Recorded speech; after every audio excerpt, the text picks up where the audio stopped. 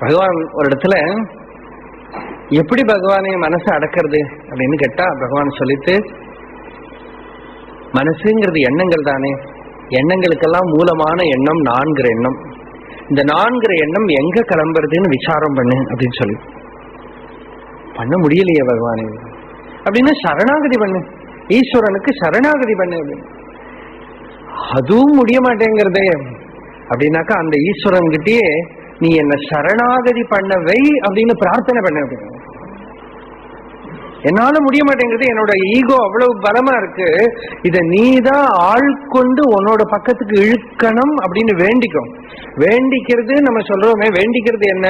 It is இந்த உள்ள இருக்கிற அந்தர்யாமி, it is expressing itself in some form of emotion. அவ்வளவுதான், அதான் நம்ம வேண்டிக்கிறதுங்கிறோம். உள்ளேந்து பகவான் கிட்ட வேண்டிக்கிறது. வேண்டிக்கோங்க, அதான் உனையே மாற்றி ஓடாது உலகத்தின் மேல் உறுதியாயிருப்பாய். அந்த உறுதினாக்க இனிமே கலையாத விதத்துல இருக்கணும். கலையாத விதத்துல இருக்கிறது ஞானத்தினால்தான் முடியும். ஞானம்னாக்க புஸ்தக ஞானம் இல்லை, அந்த பிரத்யபிக்ஞா ஸ்வரூப பிரத்யபிக்ஞா உண்டானாதான் அதுக்கு பிறகு கலைஞ்சு போகாது. அபியாசம் கூட வேண்டாங்கிறது சாஸ்திரம். மீதி எல்லாத்துக்கும் அபியாசம் வேணும். நம்ம யோகத்துல எந்த அவஸ்தையில இருக்கிற போதும் பிராக்டிஸ் வேணும். சர்வாப்யேவ கலாஜந்தோஹோ அனபியாசேன நஷ்யதி. எந்த கலை, டான்ஸ், பாட்டு எது இருந்தாலும் பிராக்டிஸ் பண்ணலைன்னா போயிடும். ஆனா இயம் ஞான கலாத்தியந்தா சதிர்ஜாத்தா அபிவர்த்ததே. இந்த ஞானம்ங்கிறது உள்ள ஒரு வாட்டி பளிச்சுன்னு வீசி எடுத்துனாக்கா அப்புறம் அது இவருடைய வாசனா மண்டலங்களை பூரா கார்ந்து சாப்பிட்டுடும்.